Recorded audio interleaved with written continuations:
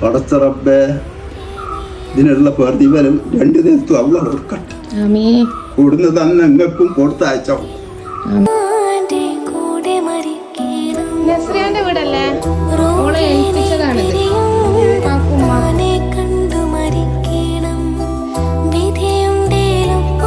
നമ്മളെ കൂടി തരാൻ കഴിയില്ല, അള്ളാഹ് തരട്ടെ.